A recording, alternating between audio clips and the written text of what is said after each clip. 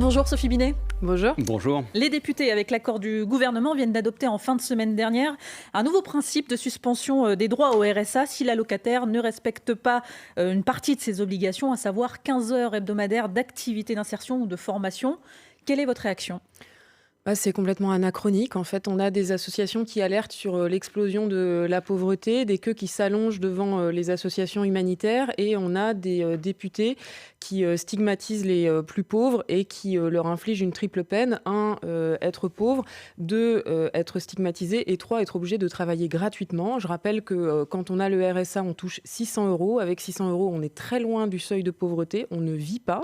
Et en leur imposant ces 15 heures d'activité, ces 15 heures de travail gratuit, on les éloigne encore plus de l'emploi parce qu'on les empêche de faire tout ce qu'ils et elles ont besoin de faire. C'est pas un travail gratuit, hein, insiste Olivier Dussopt, le ministre du Travail. Et puis il y a des exceptions à la règle, comme les mères isolées, les personnes qui ont un handicap. Ça, c'est pas suffisant ?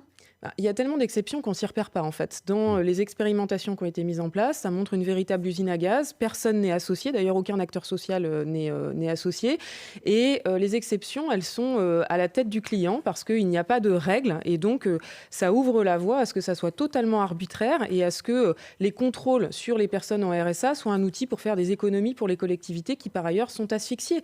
C'est très grave parce qu'on a une mesure, en fait, qui a 2 objectifs. D'abord, un objectif électoraliste dans l'alliance que Emmanuel Macron essaye de nouer avec les LR, et ensuite un objectif idéologique de détourner du vrai sujet. Le vrai problème en France, c'est que la fortune des plus riches explose. L'homme le plus riche du monde, maintenant, il est français. Sa fortune a doublé depuis le Covid et c'est le meilleur ami d'Emmanuel Macron. Moi, j'aimerais bien qu'on parle de ça.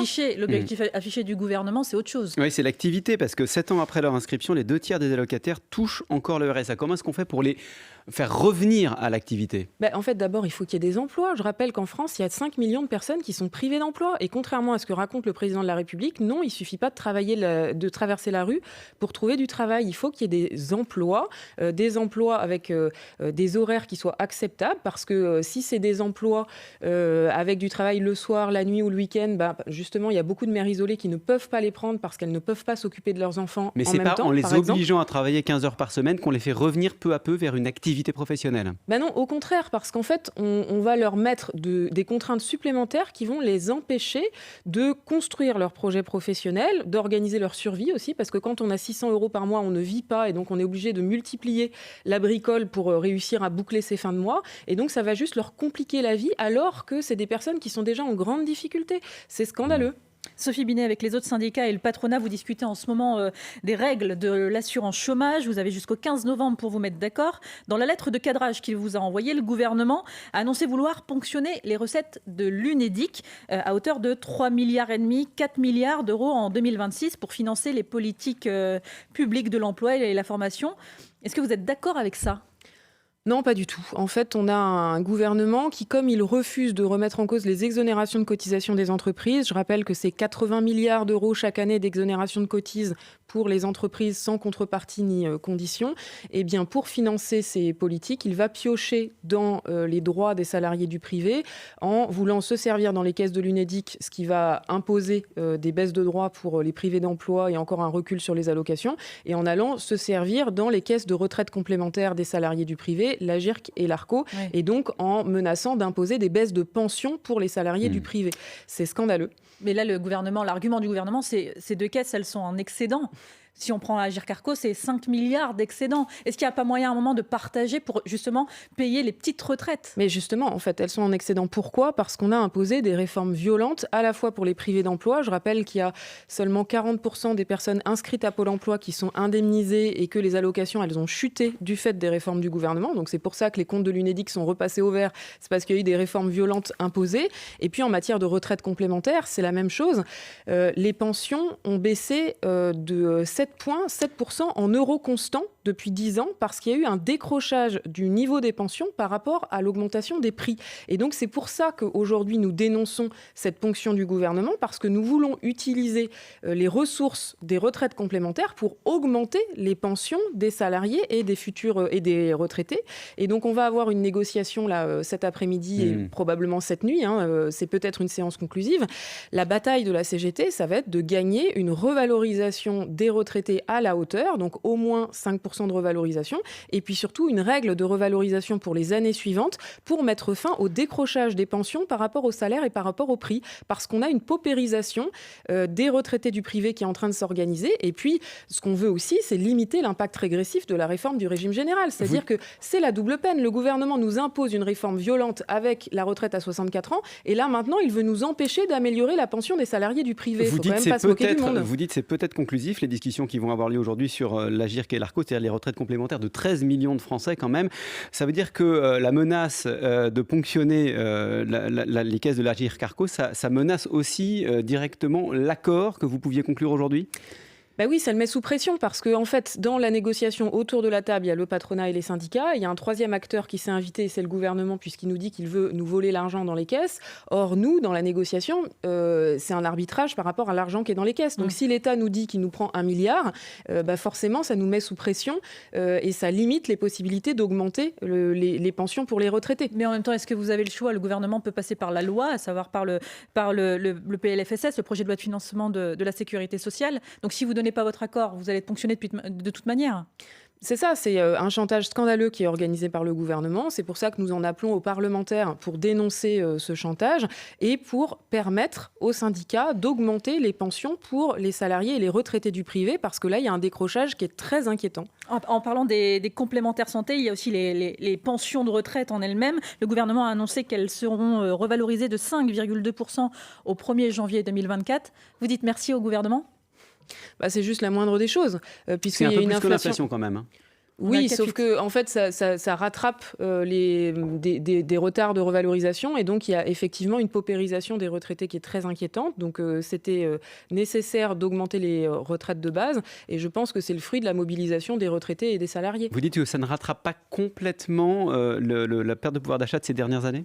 Oui, ça ne rattrape pas complètement la perte de pouvoir d'achat de ces dernières années, notamment pour les salariés du privé, parce que, je le répète, le niveau des pensions Agirc-Arco a baissé ces dernières années. Et donc, c'est pour ça que la négociation de ce soir est cruciale pour gagner une augmentation des pensions à la hauteur et surtout garantir dans les prochaines années qu'elles suivent l'augmentation des salaires et l'augmentation des prix, de façon à ce que les retraités voient leur pouvoir d'achat maintenu. Encore beaucoup de sujets à voir avec vous, Sophie Binet, secrétaire générale de la CGT, invitée du 8h30 France Info. On vous retrouve juste après le fil info à 8h40. Mathilde Romagnan. L'Agence nationale de sécurité du médicament présente un plan hivernal pour éviter les pénuries de médicaments. L'hiver dernier, l'amoxicilline ou encore le paracétamol ont manqué. Parmi les mesures, faire fabriquer les médicaments en tension par les pharmacies d'officine ou par les pharmacies d'hôpitaux. Emmanuel Macron salue un monstre sacré du journalisme français ce matin après la mort de Jean-Pierre Elkabbach. Le journaliste politique avait 86 ans et 60 ans de carrière à son actif. Il a été l'intervieweur phare d'Europe 1 et de France 2. Nous nous tenons aux côtés des victimes et de leurs familles. La réaction de la première ministre Elisabeth Borne après la mort hier d'au moins 21 personnes dans un accident de bus près de Venise en Italie, bilan toujours provisoire. Le bus est tombé d'un pont et a pris feu.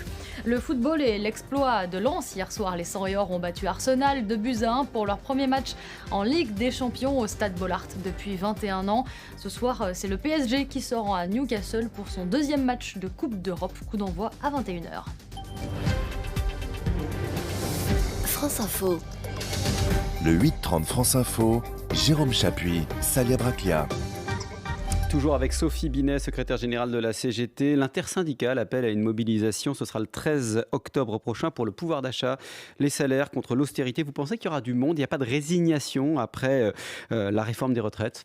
La résignation, c'est ce qu'on nous dit depuis 1 an, et la preuve qu'il n'y en avait pas, c'est qu'il y a eu pendant 6 mois des manifestations historiques.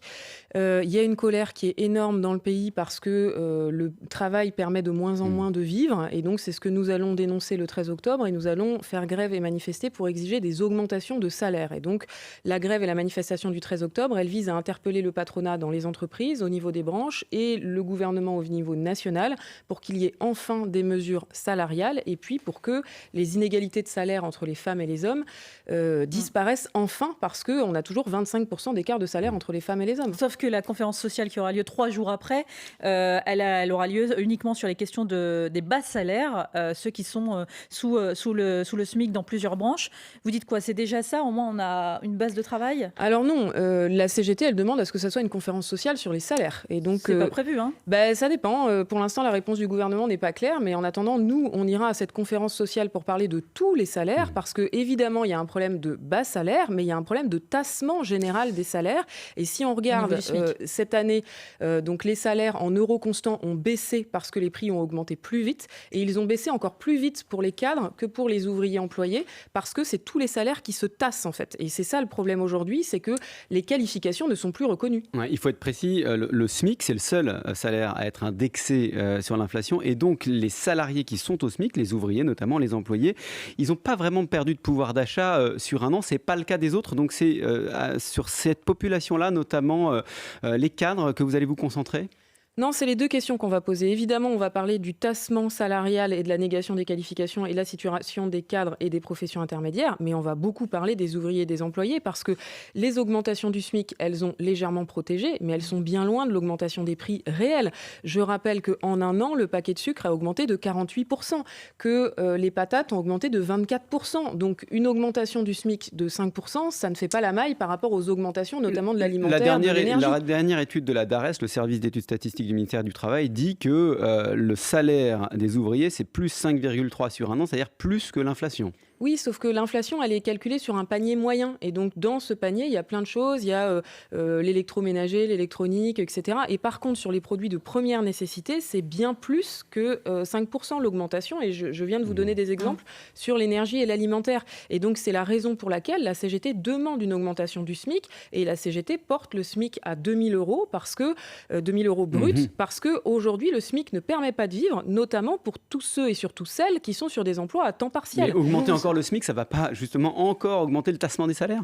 En fait, il faut augmenter le SMIC et tous les salaires. Et la CGT propose la mise en place d'une indexation des salaires sur les prix qui existait en France jusqu'en 1982 et qui existe en Belgique et au Luxembourg. Et qui va conduire à une spirale inflationniste. C'est ce que répond le gouvernement. Oui, ça c'est de la politique fiction, parce que ça n'existe nulle part. Et notamment en Belgique et au Luxembourg, ça n'existe pas du tout. Il y a un taux de croissance. Ça a existé dans l'histoire quand même. Oui, mais en attendant, dans les pays à côté qui sont dans le même contexte, puisque la Belgique et le Luxembourg sont dans le même contexte que nous, je crois qu'il n'y a pas de grande différence. La croissance est plus importante, le chômage est plus faible. Mais au Luxembourg, par exemple, les augmentations de salaire indexées justement sur l'inflation, elles ont pris du retard parce que les entreprises, elles n'arrivaient pas à suivre.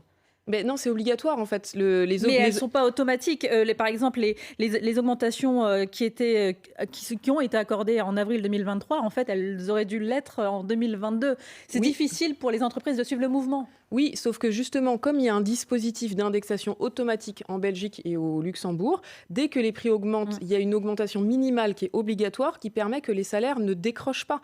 Et donc aujourd'hui, ce qu'on constate en France, c'est pas une boucle prix-salaire, c'est une boucle prix-profit. Parce qu'on a par exemple des prix qui explosent dans l'alimentaire et dans le même temps, les profits de l'industrie agroalimentaire qui n'ont jamais été aussi élevés, puisque en un an, ils ont augmenté de 7% et ils atteignent des niveaux records. Mais alors comment inciter les entreprises, les patrons à augmenter les salaires? Et parce que vous entendez Patrick Martin, le président du MEDEF, qui dit à 2 fois le SMIC, les entreprises françaises, elles payent 16% de plus que les entreprises allemandes pour un poste équivalent. Et quand vous montez à 5 fois le SMIC, c'est 30%. Est-ce que vous trouvez ça normal ? En fait, toutes les entreprises ne sont pas exposées à la concurrence. Et donc là, Patrick Martin fait comme si toutes les entreprises étaient exposées à la concurrence et toutes les entreprises étaient des petites entreprises. Ce qu'on constate en France, c'est que ce qui pose problème, c'est le coût du capital. La France distribue beaucoup plus de dividendes et paye beaucoup mieux ses patrons que l'Allemagne, par exemple, ou les autres pays européens. On est les champions de la distribution des dividendes et c'est là-dessus qu'il faut jouer. Et donc, il faut augmenter les salaires parce qu'aujourd'hui, ça pose un problème d'attractivité. On n'arrive pas à recruter les salariés les plus qualifiés parce qu'on paye trop mal. On a une idée qui est peut-être une idée reçue, vous allez peut-être me contredire, que la CGT signe peu ou pas d'accord de branche sur les salaires. Cette fois, vous allez y aller, signer ? On signe plein d'accords de branche sur les salaires. Dès qu'il y a des augmentations salariales, on signe les accords de branche, oui, bien sûr. Et notamment, on parlait de l'attractivité. Il y a hier, sur l'antenne de France Info, deux associations, l'AFM Téléthon et France Handicap, qui ont annoncé saisir la Défenseure des droits pour mise en danger de la vie d'autrui, parce qu'on ne trouve pas de personnes pour s'occuper des personnes handicapées aujourd'hui dans notre pays. Comment est-ce qu'on fait pour répondre à ce défi de l'attractivité dans ces métiers du soin ? Ils ont raison, il y a un vrai problème sur l'aide à domicile aujourd'hui. Les métiers d'aide à domicile, ça fait partie des métiers les plus importants pour notre société aujourd'hui, mais aussi les moins bien payés et les plus pénibles, avec des horaires hachés, amplitude énorme, beaucoup de trajets et de pression horaire. Donc c'est pas seulement la rémunération. Oui, mais aussi la rémunération, parce qu'ils sont très très mal payés. Enfin, elles sont mal payées parce que ce sont des femmes avec une qualification complètement liée. Et le problème, c'est que tout le tiers secteur, le secteur associatif notamment, qui joue un rôle très important dans l'aide à domicile, est complètement asphyxié financièrement. Les collectivités sont asphyxiées. Et là, avec le budget 2024, le gouvernement va dégrader encore la situation. Et nous, on est saisis. Il y a plein d'associations d'aide à domicile qui sont en phase de dépôt de bilan. Par exemple, à Valenciennes, le premier employeur d'aide à domicile est au bord du dépôt de bilan avec 300 aides à domicile à l'intérieur qui alertent. Et le problème, c'est que le gouvernement asphyxie les collectivités territoriales et refuse de financer à la hauteur. Pourquoi ? Parce qu'il baisse les impôts de production des entreprises, la CVAE, qui donnait justement de l'argent aux collectivités territoriales. La CVAE qui va être en fait progressivement oui, en attendant, c'est 1 milliard en 2024. Si ce milliard, on le mettait sur l'aide à domicile, on n'aurait pas toutes ces difficultés sur l'aide à domicile, je vous l'assure. En vue du prochain texte pour réguler l'immigration, le gouvernement et la droite essaient de se mettre d'accord sur le titre métier en tension, le titre de séjour métier en tension. Vous dites, en fait, il faut régulariser tous les travailleurs, peu importe métier en tension ou pas. Mais est-ce que vous entendez aussi l'argument du MEDEF qui dit, mais on a déjà la circulaire Valls qui permet de régulariser au cas par cas. Donc, est-ce qu'il faut changer la loi ? Oui, parce que la circulaire Valls, elle est encore trop limitée, c'est trop long, et donc c'est la raison pour laquelle la CGT est obligée de multiplier les mobilisations de sans-papiers et les grèves de sans-papiers, et donc on gagne très régulièrement des régularisations de sans-papiers, mais à chaque fois, on est obligé de faire grève et d'organiser des luttes très importantes. Et donc, il faut un principe légal simple. Dès lors qu'une personne travaille, elle doit être régularisée. Pourquoi ? Parce que d'abord, il y a une hypocrisie terrible. C'est grâce à des sans-papiers que des secteurs entiers de l'économie tiennent, notamment l'aide à domicile, si on y revient. Et ensuite, parce que le fait de ne pas les régulariser, ça permet d'organiser le dumping social. Ça fait une main-d'œuvre pour les patrons qu'on peut exploiter tranquillement, puisqu'ils n'ont pas de droit. Je vais prendre un dernier exemple. Dans l'agriculture, on a récemment entendu le décès, la chaleur tue, puisqu'il y a 6 saisonniers qui sont morts dans le secteur des vendanges. La CGT a dénoncé dans la Marne des situations de traite d'êtres humains avec des sans-papiers qu'on fait travailler dans des conditions indignes, sous la tente, avec on leur sert la nourriture dans des gamelles de chiens, par exemple, donc des choses vraiment incroyables au XXIe siècle et honteux. Et ça, c'est possible. Pourquoi ? Parce que le droit est trop restrictif en matière de régularisation des sans-papiers, donc ça donne les pleins pouvoirs aux patrons. C'est ça qu'il faut changer pour justement mettre fin à ce dumping social et garantir l'égalité entre tous les salariés. Sophie Binet, secrétaire générale de la CGT et l'invitée de France Info ce matin. On vous retrouve dans 1 minute, juste après le fil info à 8h50. Mathilde Romagnan. Une réunion ce matin au ministère des Transports sur les punaises de lit. La présence de ces insectes a été signalée dans les trains ou dans les transports en commun parisiens, suscitant l'inquiétude. Au moins 2 établissements scolaires ont dû être fermés pour traitement. Une réunion interministérielle se tiendra après-demain. Comment mieux protéger les internautes ? Le projet de loi visant à sécuriser l'espace numérique tente de répondre à cette question. Le texte arrive aujourd'hui devant l'Assemblée nationale avec des mesures pour lutter contre le cyberharcèlement ou encore pour empêcher les mineurs d'accéder aux sites pornographiques. Le président américain Joe Biden appelle à une élection rapide du prochain chef de la Chambre des représentants. Le républicain Kevin McCarthy a été évincé hier de son poste. C'est une première dans l'histoire des États-Unis. Après le prix Nobel de physique, place à celui de chimie. Il sera remis en fin de matinée aujourd'hui. Hier, c'est une Française qui a été récompensée, Anne Lhuillier, lauréate pour ses travaux sur les attosecondes, l'infiniment rapide.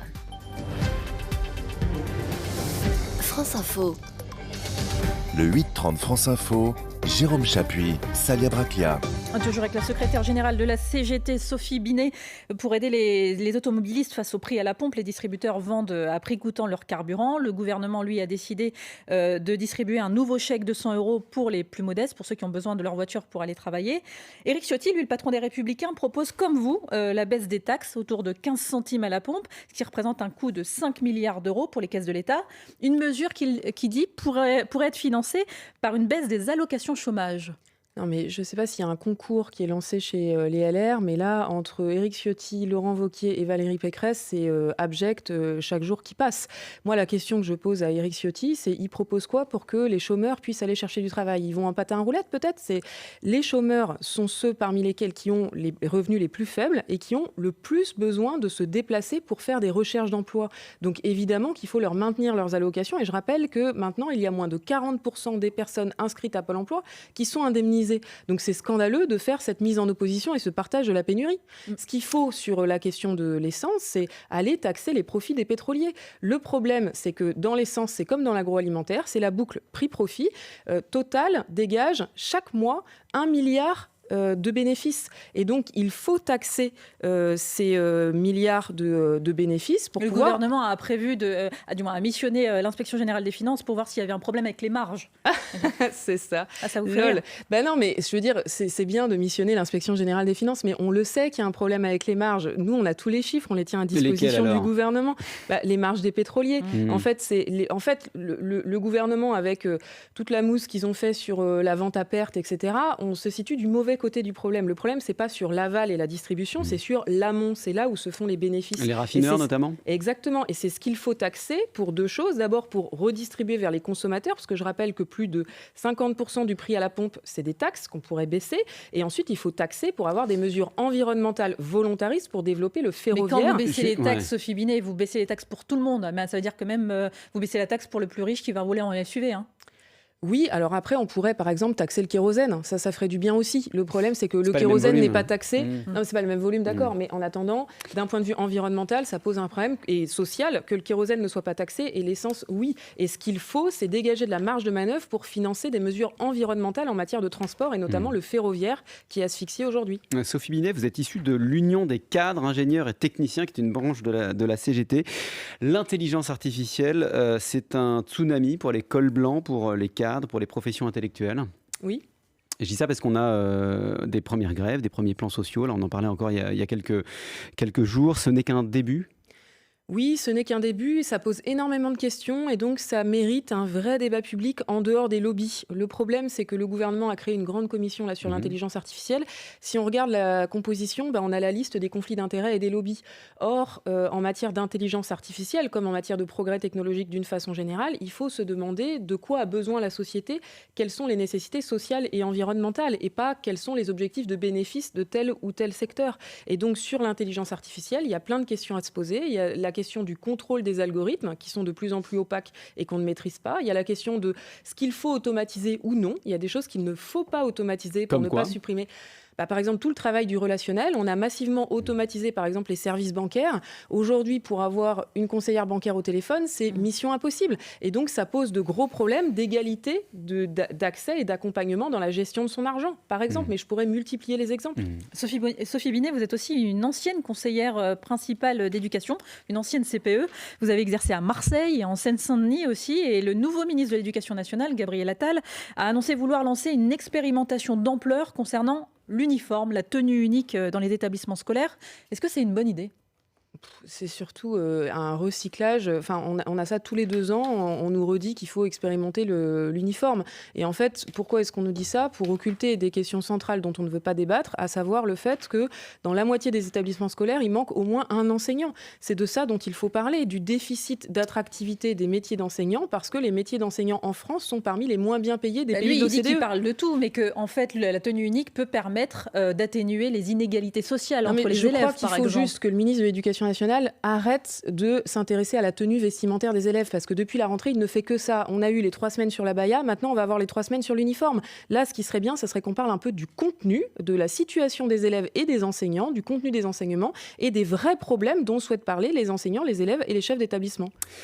Quel regard la syndicaliste que vous êtes porte sur l'attitude de Sophia Chikirou, qui est une figure centrale de la France insoumise? Elle est proche de Jean-Luc Mélenchon. Il y a des témoignages, on les entendait ce matin, notamment sur France Info, qui se multiplient sur sa brutalité à l'égard d'autres élus, mais aussi de ses collaborateurs au sein d'une web TV, le Média. Je n'ai pas suivi cette situation-là en détail. Je crois que c'est important d'être le plus exemplaire possible en matière managériale. Je sais que c'est difficile.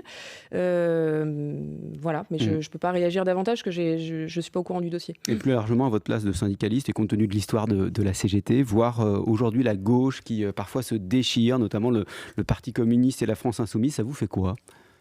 Je crois qu'il y a une grande attente d'unité dans le pays. C'est pour ça que les organisations syndicales y répondent en étant toujours unies et que nous appelons tous ensemble au 13 octobre à de grandes manifestations et de grandes grèves. Et il y a besoin qu'on ait un débouché politique par rapport à l'exigence sociale de changement qui s'exprime dans la rue. Mais est-ce que vous l'avez quand vous voyez de la situation politique de la gauche aujourd'hui, que ce soit au Parlement, du moins à l'Assemblée nationale ou au Sénat ?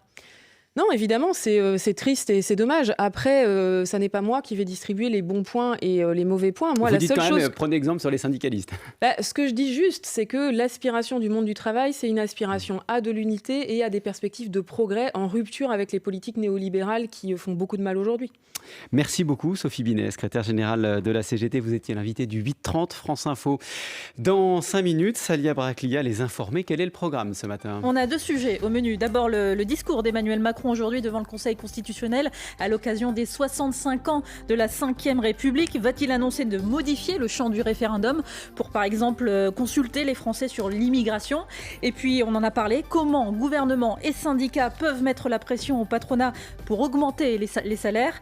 Ce sera l'objet de la prochaine conférence sociale dans quelques jours. On en parle dans un instant avec Renaud Delis et ses informés. A tout de suite sur France Info.